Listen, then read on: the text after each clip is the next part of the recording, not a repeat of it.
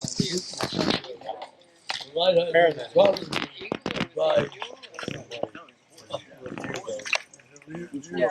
I don't think anybody abused him.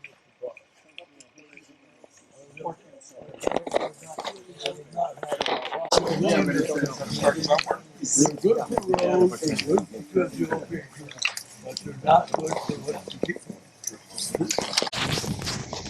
And Lee and others were counting on him to advance down the Charles City Road, get within as close as they could to the intersection, and Hughes's guns would signal that the attack was on. Well, Hughes's gun didn't do anything close to that, but Longstreet did hear some artillery that day. I'm convinced he was listening to the Confederate bombardment at White Oak Swamp. Jackson's guns that lit off about somewhere around 1:30 or 2 o'clock that afternoon when that Confederate bombardment went forward.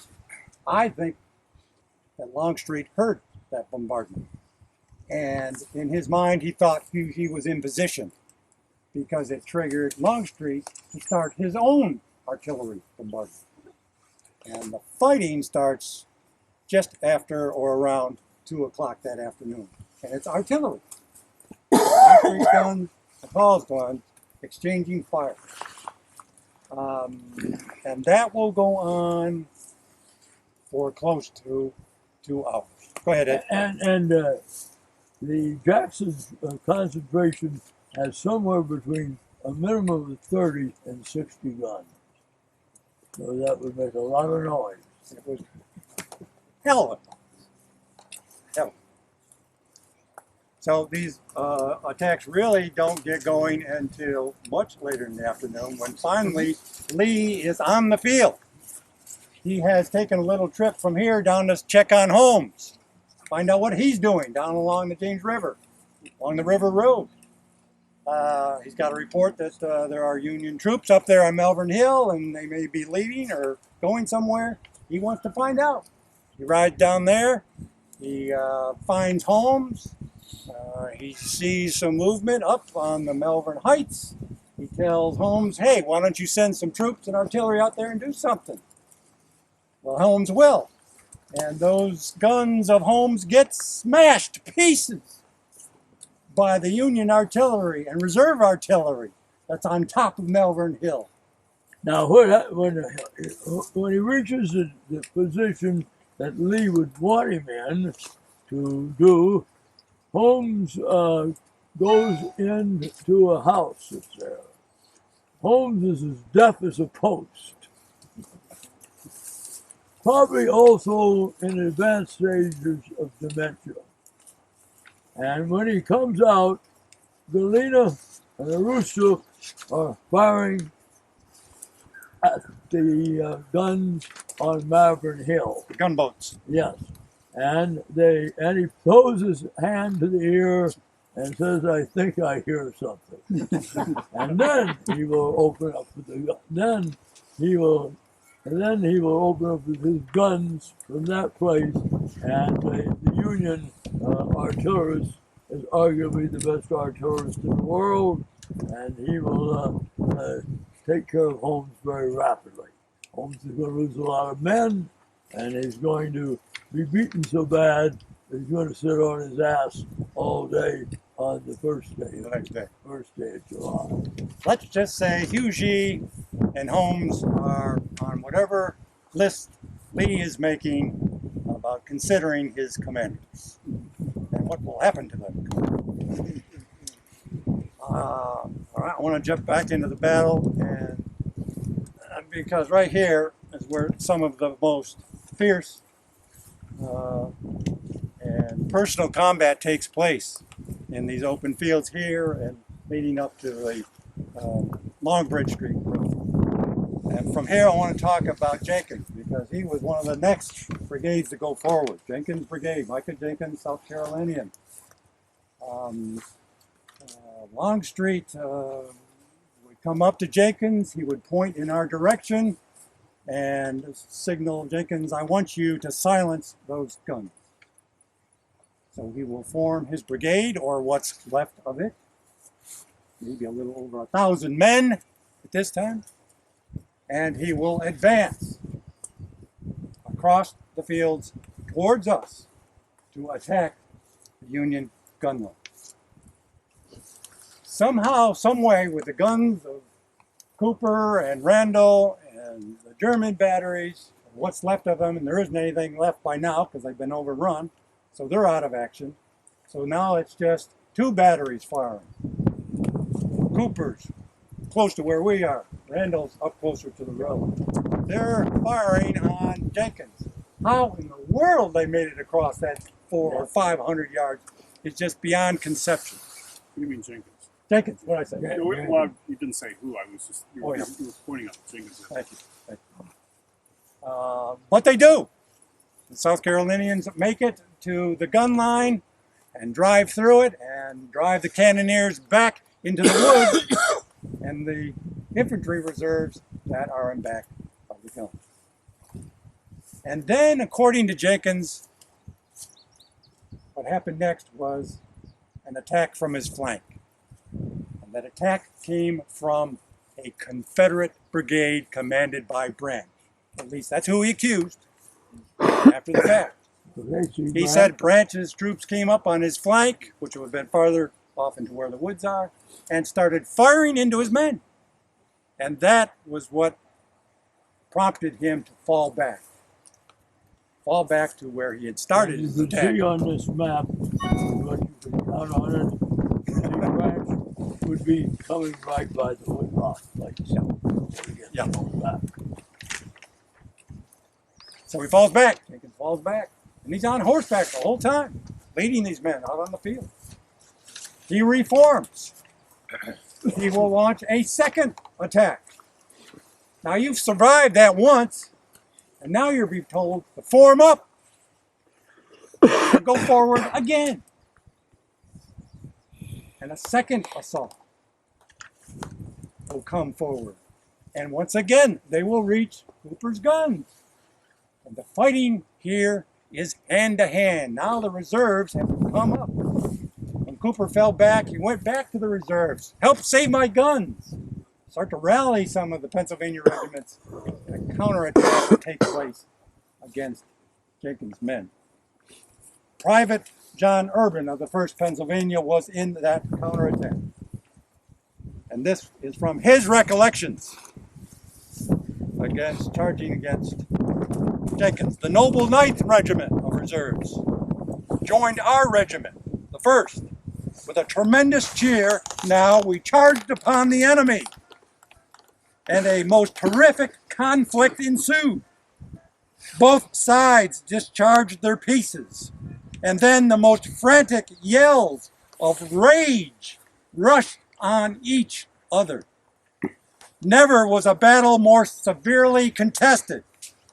No time could be secured for loading, so all had to rely on the bayonet or such weapons as they might have in their possession. Bayonet thrusts were frequently given, muskets clubbed, and even knives were used in the fearful struggle. The dead bodies of men and horses and broken caissons were literally piled up around the guns of the battery, and in some cases afforded barricades for the contestants. That's one attack. And I want you to repeat that over and over and over on the afternoon. First with Longstreet and then with A.P. Hill. Fighting raging back and forth across this line. It was only temporary. Jenkins was driven from the field, but he's going to participate in one more attack, at least that day. And I think Eddie may have something to say about that in just a few minutes. And remember Jenkins's role at the Battle of Seven Pines. Hero of 7 Pines. The hero of 7 Pines in some ways for the Confederates. Yep. He's the one that scattered the Union troops as he advanced on the axis of the 9 Mile Road. One other thing. I brought Jenkins' letter to his wife, written right after the battle. And it sort of expressed some thoughts about what he had just gone through and survived. I am the most singular instance of providence of God. My sword shot off with grape shot, broken again by a ball. The sword knot on my sword cut by a ball. My bridle rein cut with a ball. My saddle cloth cut with a ball. My horse shot under me twice. My overcoat tied behind my saddle, cut in a dozen pieces with shell. I hit upon the shoulder with a grape, and also upon the breast with a shell. Am here to praise and bless him. Good God. Actually, he's probably being hit by canister rather than Canister grape. ball. Yep. And I think thinks that exactly. And if I live, he concluded, if I live, my wife, my life is his, or hers, yeah, could be, hereafter. I dedicate it to his service. May God bless and keep you. I have not time to write more. Yours till death is how he signed that. Now, if you're his wife reading that, what are you thinking? Holy. The glory Cash of in war. that policy. 1,095 men went forward that day. Half were casualties. Half. And you heard what he said about the sword? That's why I got a new one. Bad omen, though. And of course, Go ahead, Ed. I'm sorry. of course, when he's killed, he doesn't write another because he's killed instantly. No letter there. He's killed Oh, by, well, he's killed by Virginians too. He's written his little farewell letter right now. Killed by his own men. Yeah, the Indians said something about that. Don't take any. June 30th, 1862. Initially, it looked very promising for Lee and the Confederate Army. One thing, it was his 31st wedding anniversary, and probably no greater gift could he get than the Union Army stretched out like a snake, covering probably 8 to 10 miles from River Road through Malvern Hill, all the way on up to White Oak Swamp. And all these columns that we've talked about now coming together to cut that Union Army in two at a place known as Glendale. But as we found throughout the day, those columns will not be there for Lee. We found out what happened with Jackson at White Oak Swamp, with Huger at Charles City Road. We found out about Holmes on the River Road. And then it comes down to the two divisions. They've already done so much fighting. Longstreet and A.P. Hill, and the attacks that they will make, starting around 4 o'clock. Longstreet begins to launch the assaults, and they're piecemeal assaults. And we've heard about Kemper. We've heard about Jenkins. Well, finally, it'll be Wilcox's turn to go into action. He will go along the Long Bridge Road. Two of his regiments will be supporting Jenkins' brigade. The other two, the 8th and the 11th, will be going against a federal battery of 6 Napoleons under Allison Randall. As they come into that open field, they too will face devastating fire. They'll literally shock them and push them back, but they'll regroup and push again. Once again, they're hit by the tremendous fire. They begin to waver, and at a certain point, the infantry, the Union infantry that is supporting Randall's battery, will push forward to to try and drive them away. They do fire a volley towards the Confederates, but still they don't break. And now that Union infantry begins to fall back, begins to run, but they cover Randall's guns.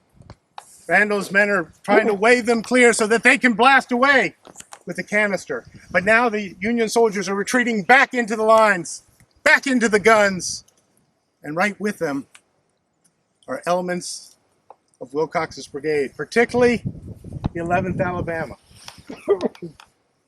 They will begin some hand-to-hand fighting. One of the soldiers of the 11th Alabama, by name of Charlie McNeil,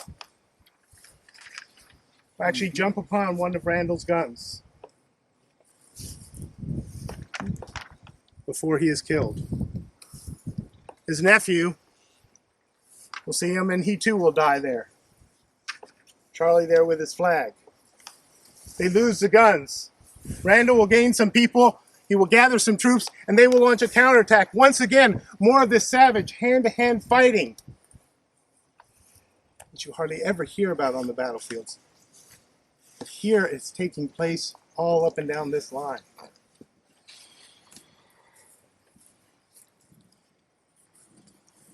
Finally, A.P. Hill's troops will come up. Field's brigade will push forward, and Field's brigade will take Randall's guns and hold on to them. And by this point, darkness is setting in. General McCall, who commands the division, is actually going to be riding along the line, trying to gather his troops together, trying to reform his line, possibly trying to retake some of those guns. He'll ride up to some soldiers, and he'll say, "What command are you with?" And they will respond, "General Fields." He'll say, "I know no General Fields," or "No General Field." They will tell him that he is their prisoner. He has been captured by the Confederates. Fighting will go on sporadically into the darkness till finally 9 o'clock it finishes up. Confederates fell short of reaching Willis Church Road, of cutting that supply line, possibly doing serious damage to the Federal Army. Many years later, soldiers would write that this was probably one of the greatest opportunities throughout the course of the war to do significant damage to the Federal Army. But those opportunities disappeared here at Glendale. Did that frustrate Lee? I think it did. I think it frustrated him greatly. The next day, he would be talking with General Early at Willis Church. Early would mention his concern that the Federals are probably going to escape. And Lee would say, "Yes, they will, because I cannot have my orders carried out." Someone who's known as a marble man and usually pretty calm, this obviously had frustrated him. So the day that started so very promising for the Confederates, by the end of it, they were unable to capitalize. And the Federal Army would find itself on Malthus Hill. One thing to add, you verified what I was hoping you were. The 1200 Napoleon is the most deadly cannon in the Civil War. In World War II, a 37 millimeter gun is the most dangerous because it fires canister. And that's why this was dangerous then and then World War II. Guns that were firing canister. Lunch is served. Okay. Who's hungry? Flag, right here. 11th Alabama. And today, if you go to the Bob McClellan. What's he up to? Well, He's on the boat. Is that a good sailing? He's sailing. had a Good good fly. shot previous night, yeah. And if I'm starting to sound like a broken record, bear with me. He's actually on Malvern Hill battlefield that morning. But he ain't gonna stay. But he won't stay long. He won't stay long. He He's comes back up there. on the Galena. He's meeting with some of the officers that have taken possession of the top of Malvern Hill and are starting to go into some sort of an alignment, defensive position. And if you've looked ahead and peeked a little bit, you might know that one of those officers is Fitzjohn Porter. That's McClellan's Golden Bull. And here he is once again. Not only has he held off 3/4 of Lee's army against Bill, but once again, he put in one of the most critical positions of defense on the top of the hill. There's one other division supporting Porter up there, and believe it or not, it's from the 4th Corps. And he finally come back into the picture, at least one of the divisions, and that was Darius Couch. West Pointer, class of 46, rubbed elbows with McClellan and Jackson, and I want to say, somebody correct me, I want to say 20 generals came out of that class of 46. Does that sound right? It's a large class.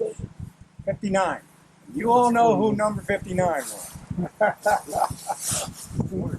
George Pickett. Probably was 2, I think. And the number 1 becomes a patent lawyer.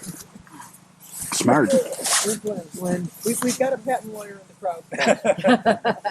And no one, and his patent office that he founded was still in existence, and it's the time of the Civil War centennial. Oh, wow. I don't know. What was the name? Who was that? Dabney? Merrill, a guy named Merrill. Close. Close. I had an M. Merrill. So, after this Hampton is a conversation Merrill, in the Hampton. morning, everything checks out. Come and talk to Porter, looks pretty good. Good job. And returns to a point on the James. Hector's Landing, I think it was called. Boards back on the Galena, and we'll take a little boat trip. This time, we went upstream on the day before. This time he's going downstream to check out the facilities at Harrison's Landing, Berkeley Plantation, the eventual destination of the landing. He actually comes back at some point during the day, and he will take up with some of the Union troops are on the absolute farthest end of the Union line, very close to the river road, and he may hear the fighting, but he ain't watching. Too far. Front line. Held by Porter. One thing out of that, why is he on the Galena? It's a flagship. They have a better set a better table. He's not going to be on the Russia because it's just a vessel with a person that is not of flag rank.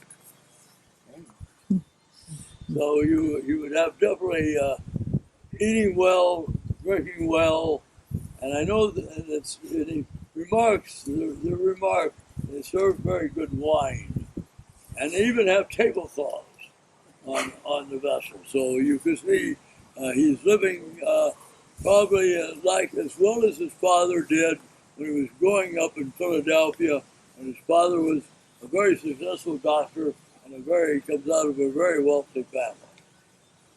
And weeks before it was a wash in sailor's blood. But I said, in weeks before it was a wash in sailor's blood. A few weeks before that. A few weeks. Very close. would be, probably Franklin's Corps would not have been cut off, and Kaiser's might not have been cut off, but all the other corps would have been cut off. So you're going to lose 3 corps of your army, 3/5. and the better and under presumably better leadership, and I would say he would be in about the same way the position that General Paulus was at Stalingrad on about the 30th day of January 1943. There ain't no snow here. And we know where General Paulus ended up, along with the whole 6th Army. Here's the plan. We will, and here it was hotter than hell that day, but it was still a very dangerous place. So when we come out of here and exit that woods, that's as close as I can get you on a battlefield to getting a feel of what those soldiers saw, and then trying to imagine what they felt when they came out into the open of that time. We still need to say a little bit more here, I think, about Lee's Let's plan. talk about Lee's plan. Yes, sir.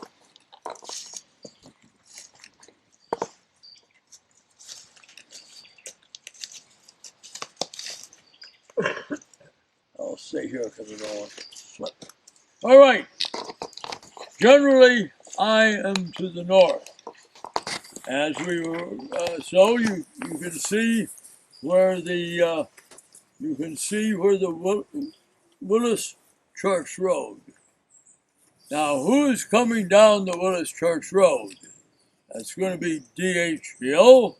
It's going to be the people. It's going to be the people who are with D.H. Hill and with who and Long Street behind them. There is and you got Ewell there. Now look at Western Run. Find Western Run. As you come down Willis Creek Road, it's going to be very level. But you begin to lose, you're going to cross Western Run. Western Run is going to be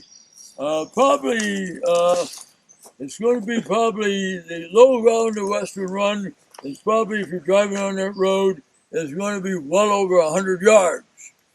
And the difference in elevation between where you drop down, if you had a plumb bob standing there, it would fall about 30 feet. That indicates the ground is level coming into there.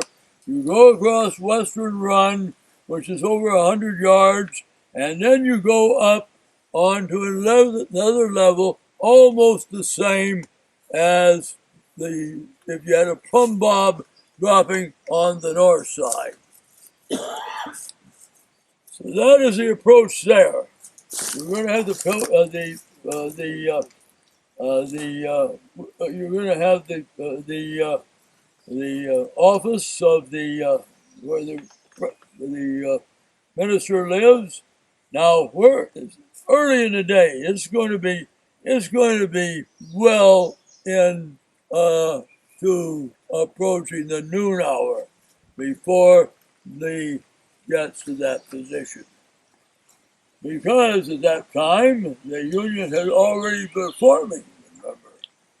And the Union are going to form, and the reason so when you come out of the end of that wood, see that intersection? See the intersection of the Carter Mill Road and the Willis Creek Road?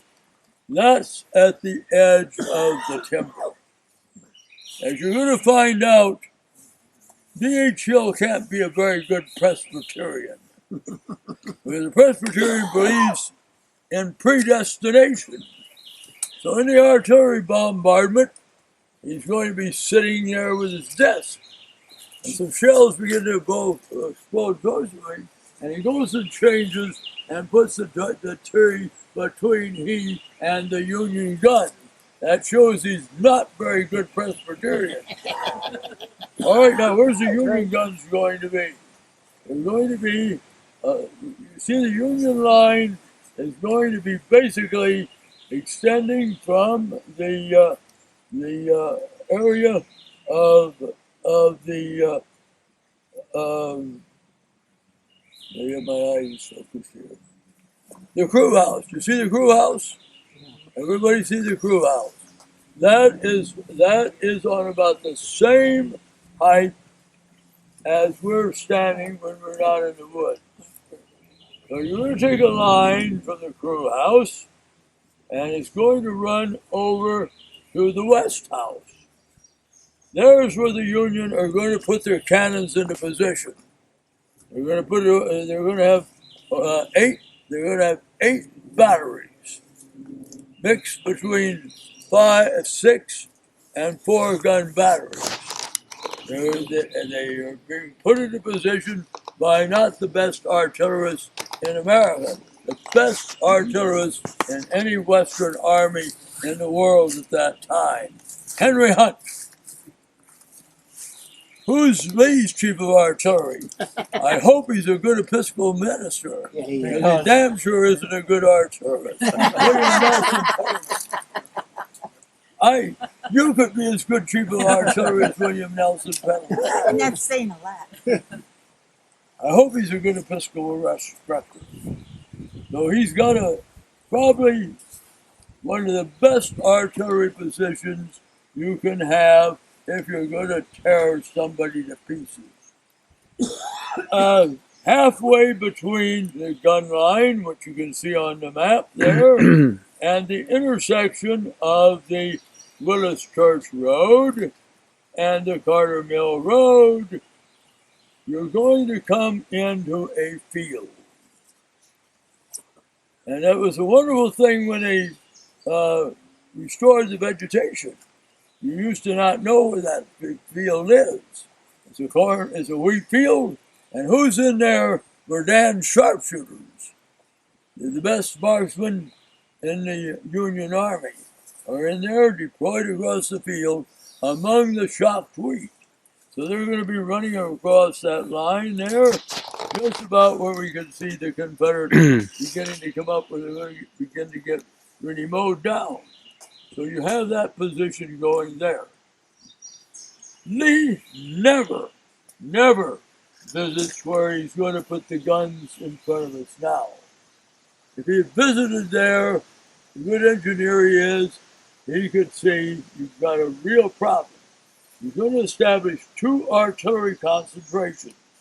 One on the high ground over here on south of the parsonage.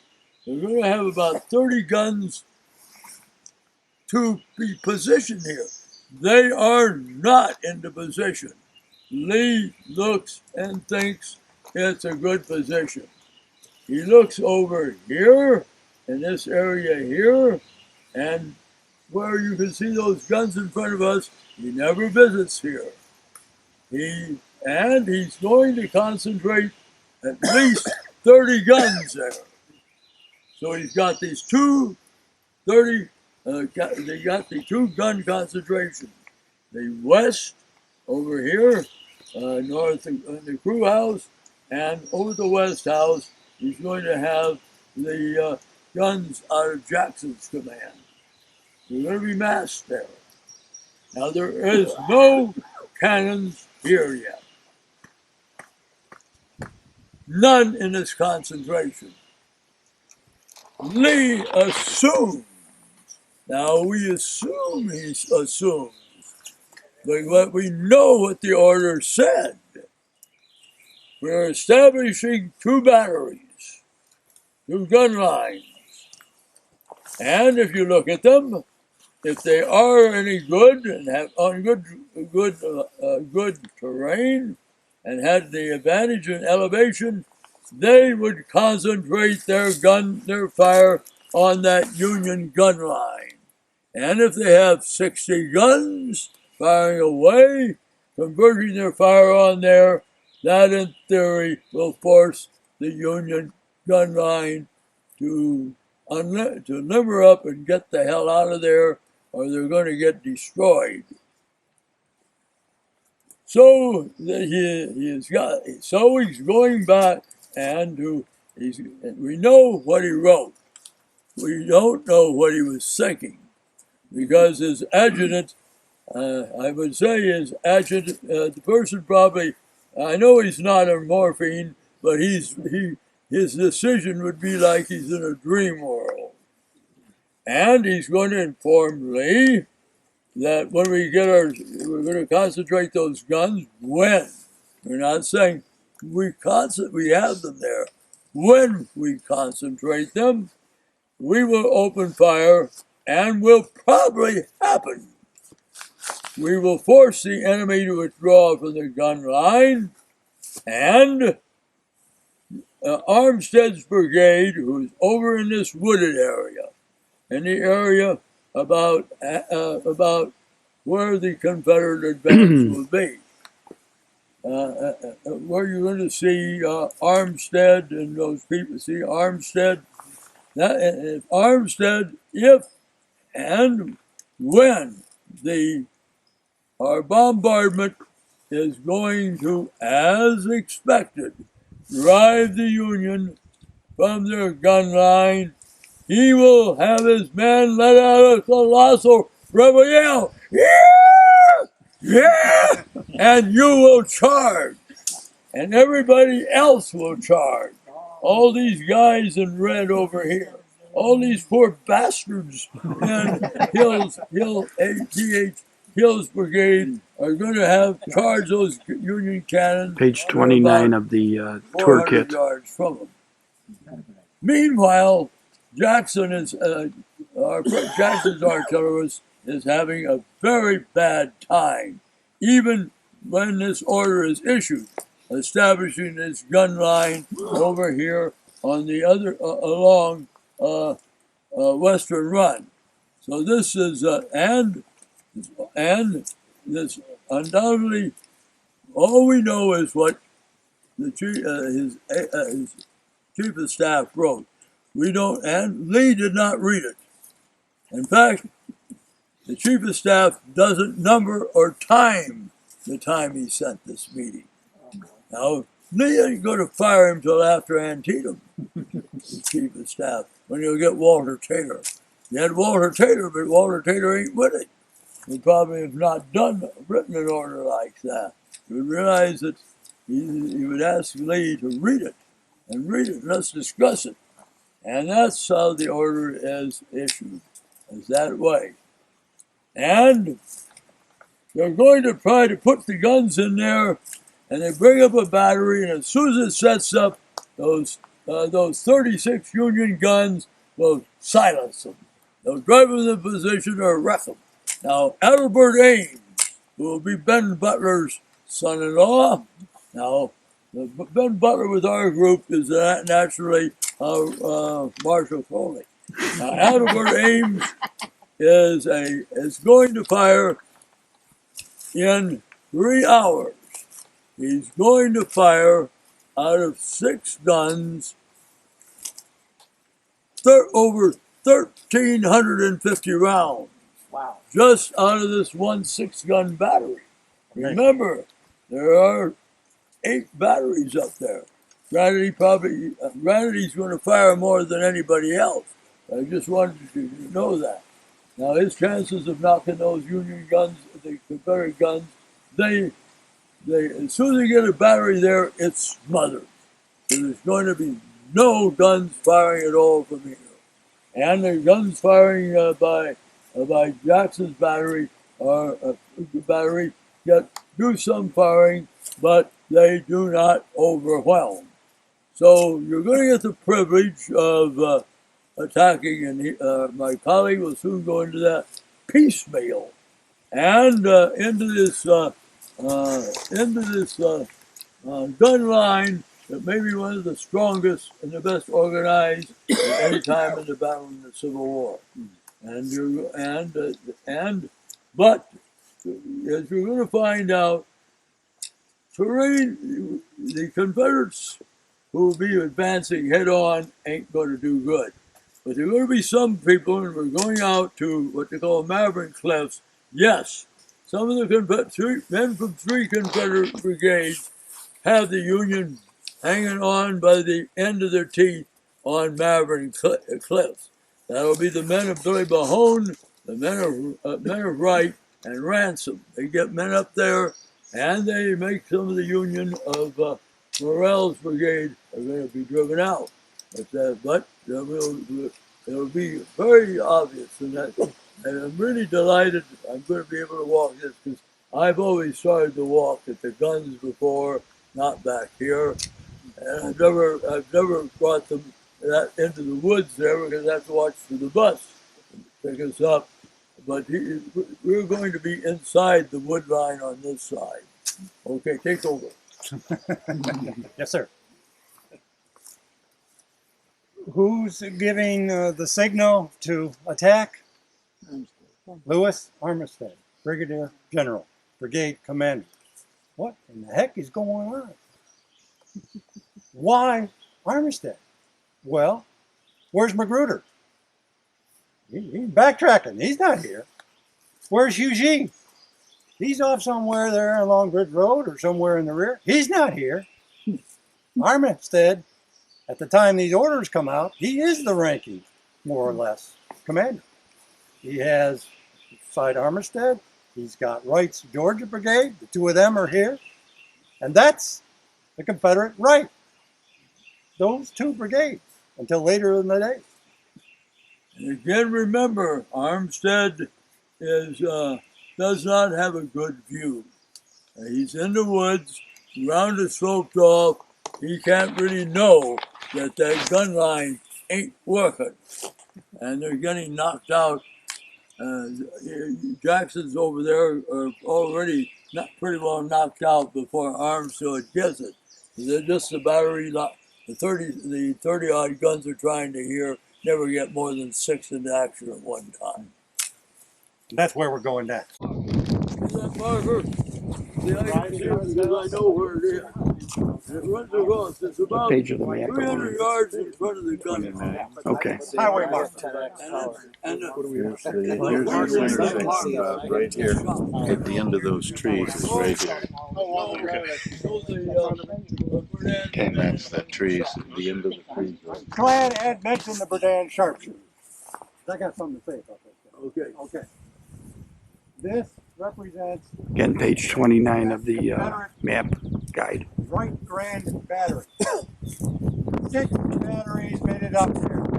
Never more than one or maybe possibly 2 at one time. Every time they came out anywhere close to this ridge, you had that entire line concentrating on these guns and no, the artillery. The artillery blasting. Yeah, Berdan's guys are falling back a little bit. These guns smash one right into the other. As they come up, get hit, and they fall back. Some of the guns firing. Picture this. Picture these guns firing, and the cannoneer rolling them back down the slope to load. And then pulling them Derby back up pool. to get in position. The only way to avoid direct fire. Good 10. These guns get them down that slope far enough where they couldn't get hit by direct fire.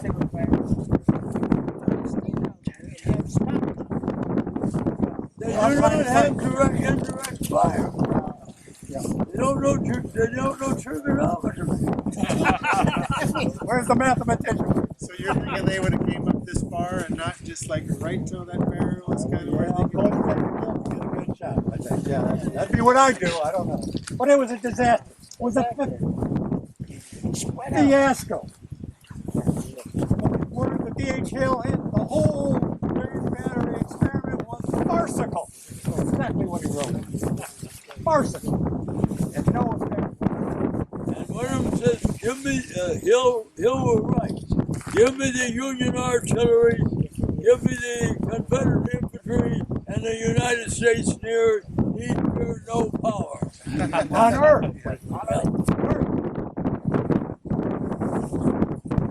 So that's how it works. Yeah. Is that Parker? See, I can see it because I know where it is. It runs across. It's about Page of the map. 300 yards in front of the gun. Okay. Highway mark. And Here's the intersection right here at the end of those trees is right here. Okay, that's that trees at the end of the trees. Right. Glad Ed mentioned the Berdan sharpshooter. I got something to say about this. Okay. Okay. This represents Again, page 29 of the map guide. Wright Grand Battery. 6 batteries made it up there. Never more than one or maybe possibly 2 at one time. Every time they came out anywhere close to this ridge, you had that entire line concentrating on these guns and no, the artillery. The artillery blasting. Yeah, Berdan's guys are falling back a little bit.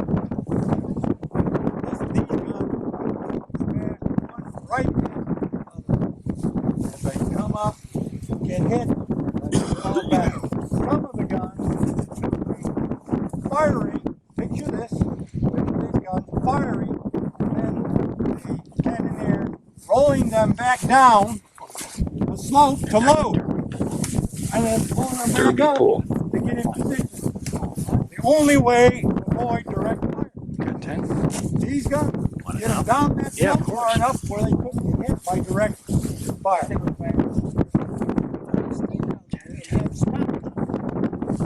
They do not have direct indirect fire. Yeah. They don't know trigonometry. Where's the mathematician? So you're thinking they would have came up this far and not just like right till that barrel is kind of where Yeah, they I'm going to get a good shot. I think, yeah, that'd be what I do. I don't know. But it was a disaster. It was a fiasco. When the D.H. Hill hit, the whole Grand Battery experiment was farcical. That's exactly what he wrote. Farcical. And no effect. And one of them says, give me, Hill was right. Give me the Union artillery, give me the Confederate infantry, and the United States near near no power. On Earth. So that's how it works. Get off the cannoneers. But they weren't attacking. They were out here to support those gunners and got pinned down and never came back. That's what Magruder said. And when he saw that, he sent a message to Lee. Armistead has advanced. Hello. What's going on? At the same time, Lee will get another message very shortly after these two messages arrive. One from Magruder, one from Armistead, from Magruder to Lee, and one from General Whiting, who was on the opposite end of the line with Jackson. Got Magruder's message, and now Whiting says, I have seen troops and artillery escaping, leaving the field. Those people. That's those people up there. And the Union troops have now been moving guns around, resupplying them, troops moving. They haven't been retreating, as Whiting indicated. They have just been moving their troops. And Lee has those two messages in his hand. Armistead has advanced. Union troops are retreating. And that's the second message that goes out to Magruder. So he's been told twice. The second message from Lee says, go forward. And he only sends that message to Magruder. He doesn't send it to any other of his command. Magruder. So you're Magruder. You know what you've gone through and what's come up to this point. What are you going to do? Let's talk about it. And you've been in Lee's presence and he's been angry with you. And you're in his doghouse. You have no choice. You order the attack. There's one problem. None of his men are on the field. He was out in front of them. The only troops here are Hughes's. So he has to go up. I don't know. In theory, he could command them, you would think, Major General. But he's requesting Armistead and Wright to go forward. And they say, okay, we'll do it. And those are the first assaults coming out of those woods that take place on the afternoon of July 1st. And it's after 4 o'clock, going on 5, before those first attacks come. Go ahead. Here, let me. So you see,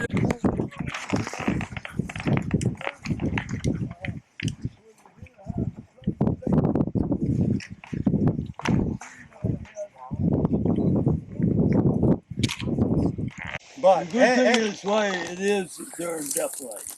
Yeah. And that's the only protection we're going to get.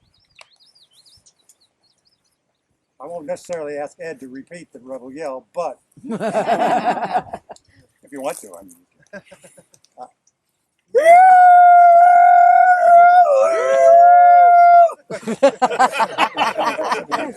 We gotta record that. Hopefully we got it recorded. Yeah, it's right. Mike, it's right on tape. Nice job. Well, guess what Ed has just done? He is called D.H. Hill's troops out of the woods and onto the field. Because once that attack begins, that is the signal. Those 12 o'clock orders that were issued earlier in the day were never rescinded. So as far as any of the commanders knew, they were still in effect. And that's how D.H. Hill interpreted it. In fact, he was standing in the vicinity of some of his subordinates. And they're kind of looking at him, oh man, now what? And Hill, picture him kind of shrugging his shoulders, send your men forward. And then Hill issues the orders to start sending his infantry into the field. Come out of those woods and start attacking straight towards the top of the They hill. probably use that decorated area probably to extend their right over. Got to think. You got the one good landmark. The side of the West House there. That's where Couch's troops are. You cannot see the crew house because of all the trees that have grown up. But it's a short distance into the wood line. Not very far. We're going to head up that way. Killed in Antietam. He be killed actually in South Mountain. But You read the Confederate assaults, the ones that survived and described it, and they almost sound verbatim exactly the same. Their impressions of what happened, what they saw, and what they did. It's all verbatim. And this is one of the survivors. The enemy opened the most terrific and destructive fire in the face of the old 13th. They have never any group met since the world began. Within 5 minutes, it was impossible to distinguish one man from another on account of the smoke and the dust raised from the cannon in our immediate front. The men would rush forward as they were urged, and then it seemed as though the whole line would sway back as a field of corn would before a wind. Men were falling like leaves in an autumn wind.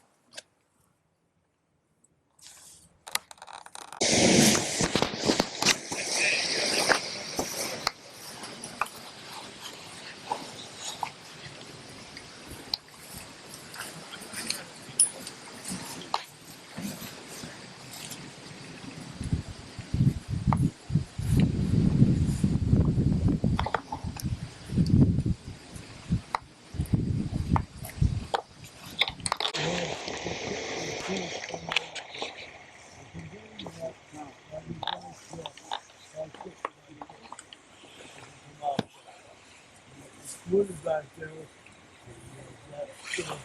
That's in the corner. As I said earlier,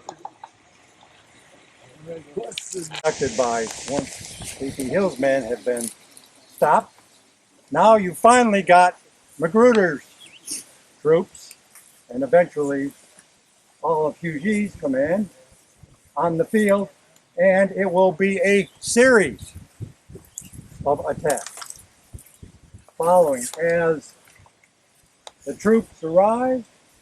Remember, Magruder has 3 divisions, 2 brigades in each, and as each one of those brigades comes up, Magruder riding about, as soon as he can find somebody, pointing them in the direction of the battlefield, sending them forward, wave after wave after wave.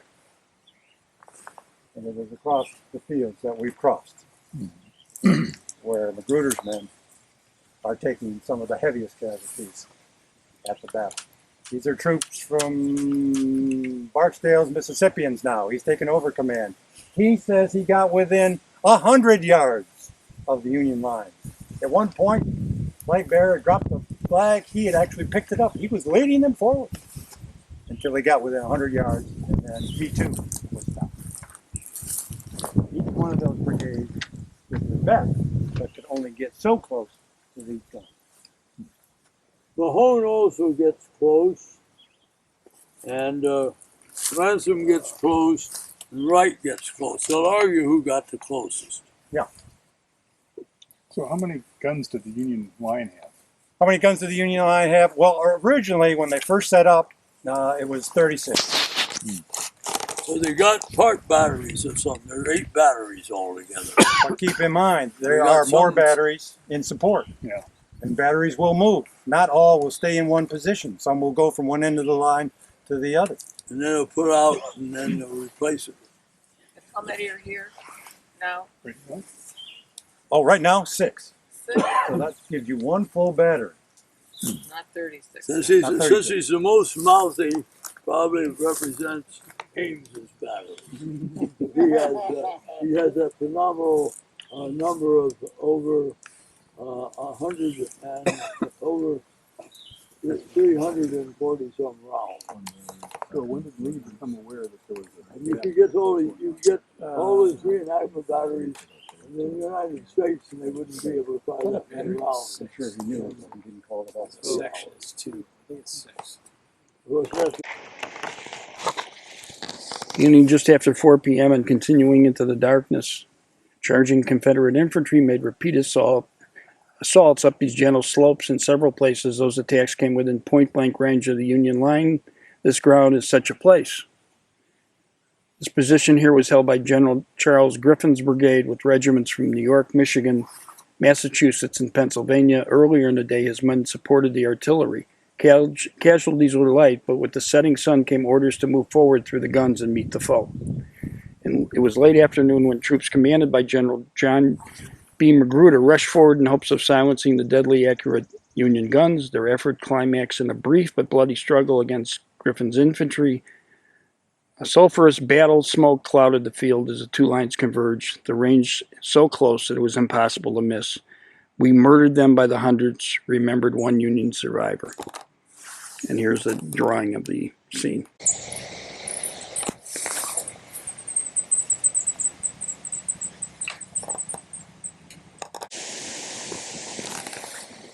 Today, heavy woods have replaced the vast rolling wheat fields upon which the armies fought. Timber also hides the steep slopes and jagged ravines that shielded the flanks of the Union position.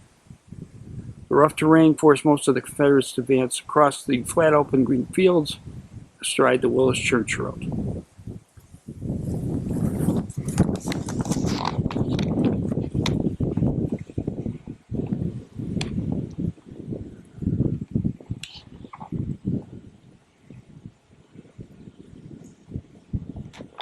Crew House and its outbuilding soon became one of the battlefield's more recognizable features. Little is known of the family that lived here during the war, other than that they did not remain inside the home during the battle. However, Union soldiers, especially the wounded, sought out its protection. A nearby well proved especially popular, providing cool water to soothe those suffering from thirst. Sadly, many brought here did not survive.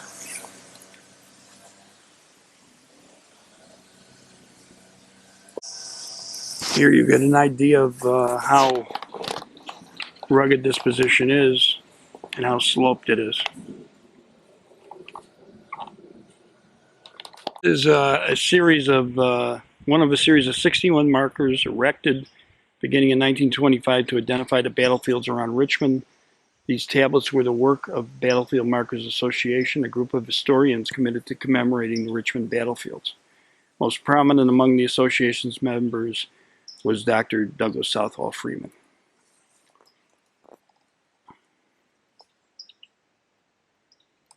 We steadily advanced to within 20 yards of the guns. The enemy had concentrated his forces to meet us. Our onward movement was checked. The line wavered and fell back for a fire the intensity of which is beyond description. It was a bitter disappointment to be compelled to yield when their guns seemed almost in our hand. The brigade, as you might expect, had the largest loss of any brigade in the Confederate forces that day.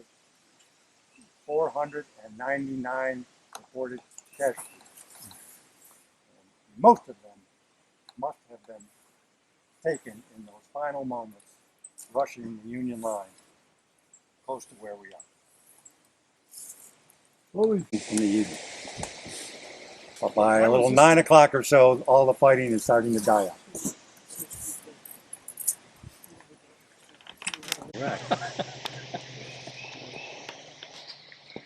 Called Malvern Cliffs. As I get older, it's gonna get- General John Magruder sent wave after wave of Confederate infantry against a tempting target of Union artillery. In 1862, many of these attackers had to negotiate a largely treeless landscape filled with small ridges I was and going to ask about this. ravines that bisected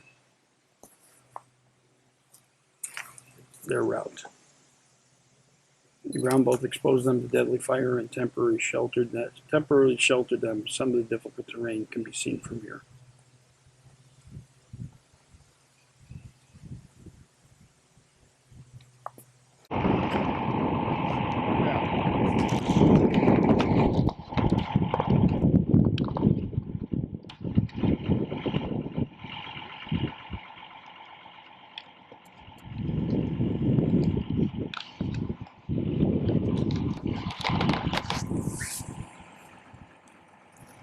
Southern valor versus Union firepower. The battle, with all its melancholy results, proved, however, that the Confederate infantry and the Federal artillery, side by side in the same field, need fear no foe on earth. That's a quote from D.H. Hill. And I think it's basically so that As dusk approached on July 1st, massed Confederate infantry made one last grand advance. Victory or defeat in the last battle of the 7 days awaited its outcome. Dozens of Federal cannon opened up, blasting huge gaps in the Southern ranks. Thousands fought and fell within yards of one another. But for Lee's troops, courage alone was not enough. The Federal gunners, supported by advancing infantry, held firm. McClellan's infantry, or army, had survived.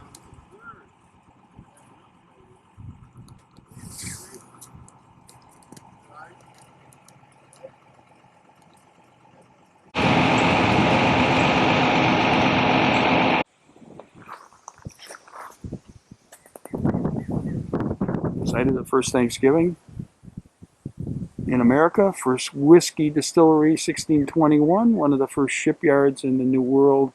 18-gun man-of-war was constructed here for the Revolutionary War. Lincoln landed here in 1862 to confer with General McClellan and to view the troops.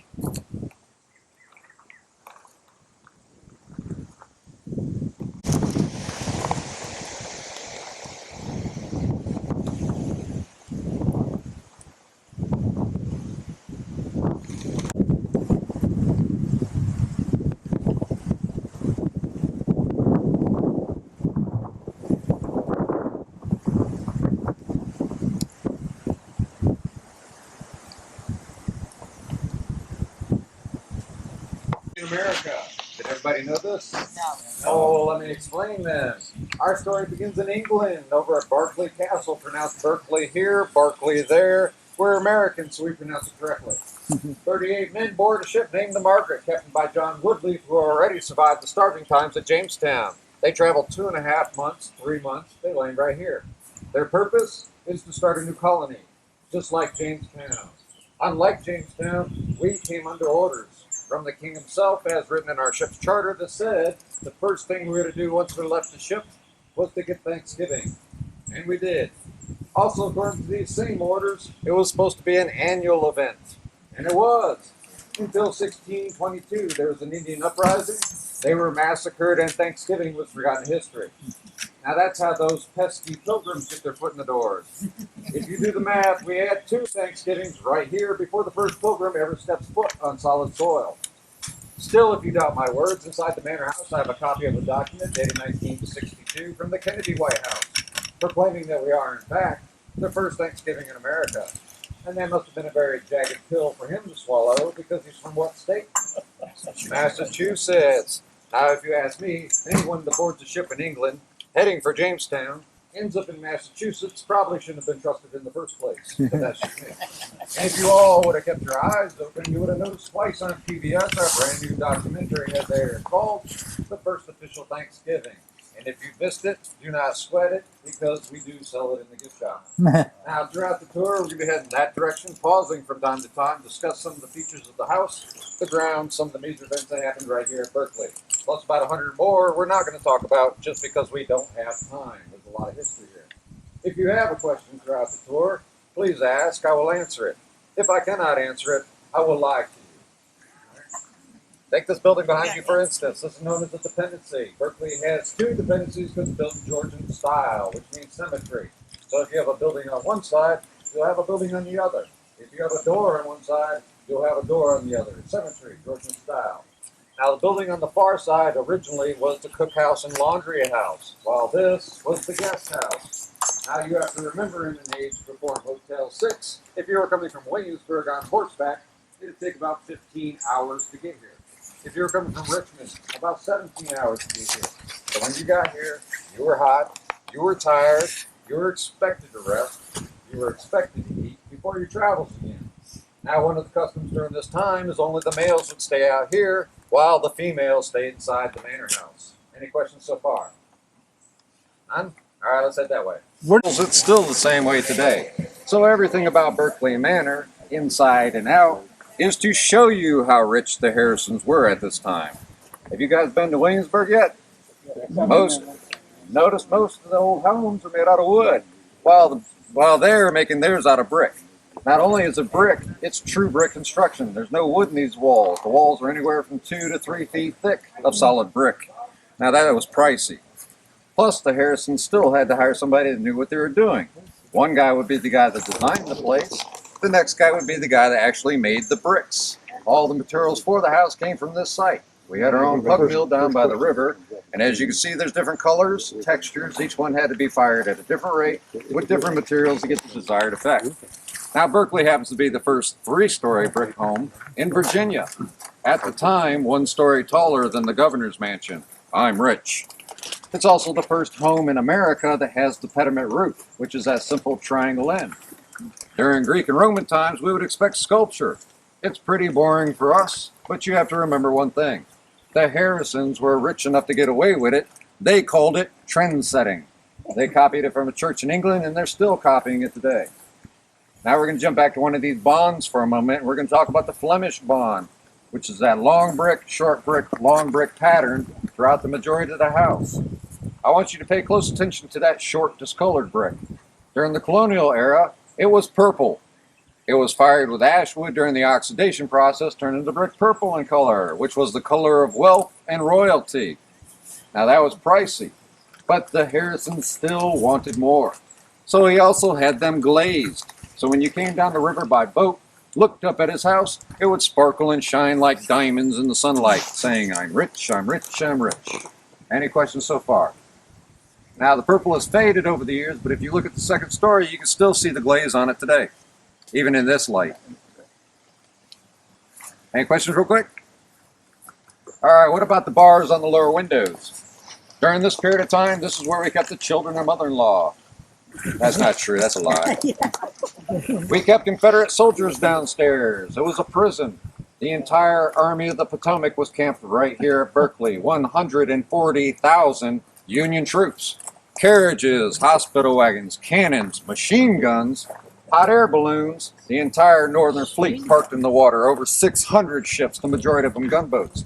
During this period of time, the dependency on the far side was the armory. The first and second floor of the manor house was the hospital. The building behind you was used by McClellan and the Signal Corps.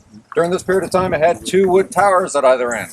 One tower had a soldier up there with a spyglass. The other tower had a soldier up there with flags, giving signals across the river to other Union troops, and at night they used torches. Any questions?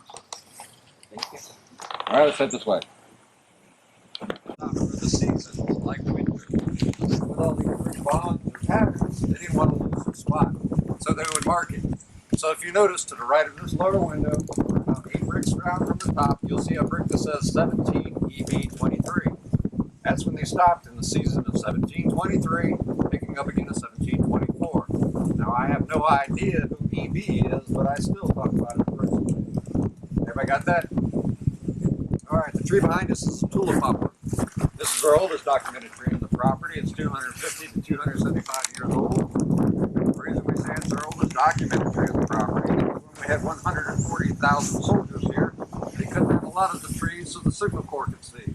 The rest of the trees came down and they built a fortification that ran from the river all the way around, back down to the river again, over a mile long. So that's what happened to all our trees. Also during this time frame, anything made out of dry wood, stables, barns, docks, slaves' quarters were all torn down by the Union and used as campfire wood. So that's what happened to a lot of our historic buildings. Any questions so far? All right, let's head this way. This originally was the cookhouse and laundry house. The reason it was separated was because of fire. If anything were to go wrong, you'd rather have that building burned down than the manor house. Now we can all picture in our mind's eye that during the dead of winter, when it snows this deep, or maybe in the middle of summer during a torrential downpour, we can picture slaves and servants alike bustling back and forth between the manor house and the cookhouse delivering goods. Well, this may not be the case. In 2014, an air shaft was opened. Underneath this air shaft, this tunnel is 17 feet tall, 9 feet wide. You can drive a bus through there. It is blocked off both ends at the present time. We really don't know the real reason why, because it's still relatively new to us. But when I started working here, I thought to myself, in true Georgian design, if you have a tunnel on one side, shouldn't you have one on the other?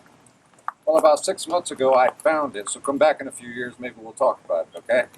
There's also a bunker right there where the Harrisons would hide when the Indians would attack. But until that time, let's talk about my Daystone, right above the door. When Benjamin Harrison IV comes here, he has tobacco on his mind. That's a cash crop of America at this time. While he was here, he falls in love with the girl next door, Ann Carter. Her father is Robert King Carter, owner of the Shirley Plantation. Now, it was an arranged marriage between the families, but he did care for her. So when he builds the manor house, he installs the Daystone. If you notice, H for Harrison, B for Benjamin, A for Ann. There's a heart carved between the B and the A, showing the world he loved her. Oh, that's sweet. And of course, the house was completed in 1726, I'm sorry. Now, one stormy day, Benjamin Harrison IV, along with 2 of his daughters, were closing the shutters up in the manor house, preparing for a storm. When they get to this window right here, a lightning bolt comes through that window, killing Benjamin Harrison dead. And one of his daughters. Don't worry, it gets worse. The wife and mother, so distraught, she stops eating, she stops drinking, she perishes 30 days later. So mom's gone, dad's gone, one of the siblings are gone. So during the colonial era, it was left up to the eldest male, which is Benjamin Harrison V. And we'll talk about him more once we get inside. But for right now, we'll go downstairs, we'll see a 10-minute movie, which will summarize up 400 years. And we'll come back out and continue on with the house tour, okay? Okay.